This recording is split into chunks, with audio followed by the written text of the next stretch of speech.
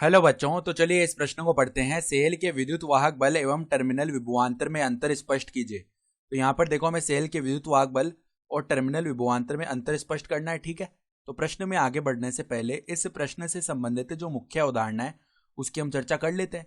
तो देखो, मुख्य उदाहरण क्या हो जाएगी। यहाँ पर देखो, सेल के विद्युत वाहक बल एवं टर्मिनल विभवांतर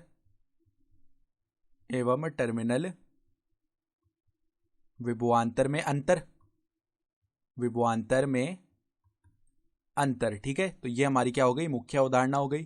तो अब देखो, अंतर हम लिख लेते हैं। तो मुख्य हल में आते हैं तो एक तरफ तो हम लिख लेते हैं विद्युत वाहक बल जो है।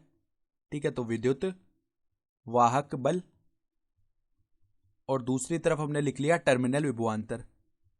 तो इनमें अब अंतर समझ लेते हैं। तो पहला जो अंतर है उसमें हम क्या लिख देंगे, इनकी परिभाषा लिख देंगे।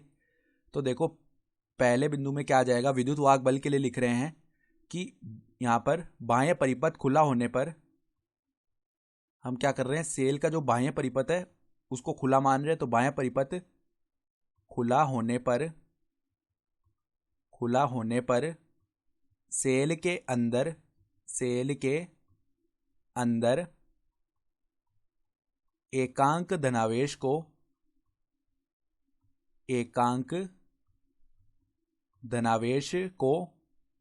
एक सिरे से दूसरे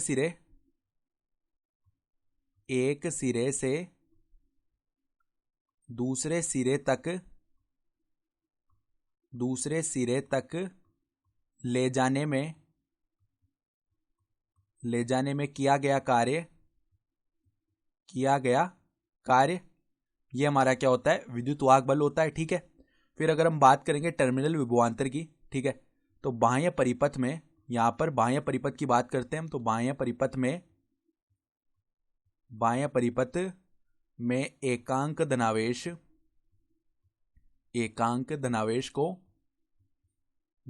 को एक सिरे, परिपथ के लिए लिख लेते हैं, को परिपथ के एक सिरे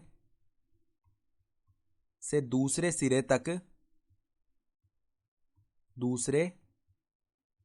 तक ले जाने में किया गया कार्य, ये हमारा क्या होता है, टर्मिनल विभवांतर होता है। सही है। तो एक बात यहाँ पे ध्यान रखने की, जब हम विद्युत वाहक बल की बात करते हैं ना, तो हम सेल का जो बाह्य परिपथ है उसे खुला मानते हैं। ठीक है, या उसमें कोई भी धारा नहीं बह रही है, हम केवल सेल की बात करते हैं। तो सेल के अंदर एकांक धनावेश को एक सिरे से दूसरे सिरे तक ले जाने में जो किया गया कार्य है उसको हम विद्युत वाहक बल कहते हैं। और टर्मिनल विभवांतर में क्या हो गया कि सेल का जो बाह्य परिपथ है उसमें धारा बह रही है, और उसमें हम क्या कर रहे हैं, एकांक धनावेश को परिपथ के एक सिरे से दूसरे सिरे तक ले जाने में किए गए कार्य की बात कर रहे हैं, उसको हम टर्मिनल विभवांतर कहते हैं। सही है। तो अब देखो, विद्युत वाहक बल को हम किससे प्रदर्शित करते हैं, विद्युत वाहक बल को सामान्यतः ई से दर्शाते हैं। ठीक है, उसके पश्चात जो टर्मिनल विभवांतर है उसको वी से दर्शाते हैं। टर्मिनल विभवांतर को सामान्यतः हम वी से दर्शाते हैं, ठीक है। अब हम जानते हैं कि विद्युत वाहक बल यानी कि ई का जो मान है ना, वो सदैव बड़ा या बराबर वी के होता है।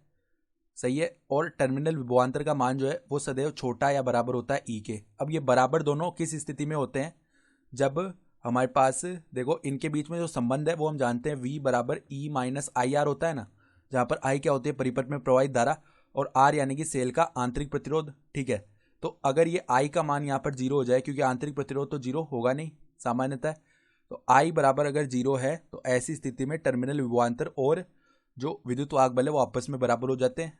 ठीक है, तो ये तो हमारे क्या आ गए, तीनों अंतर आ गए। ठीक है, और ये मैं सवाल में बताने थे। तो आशा करता हूं कि आपको ये प्रश्न समझ में आया होगा। धन्यवाद।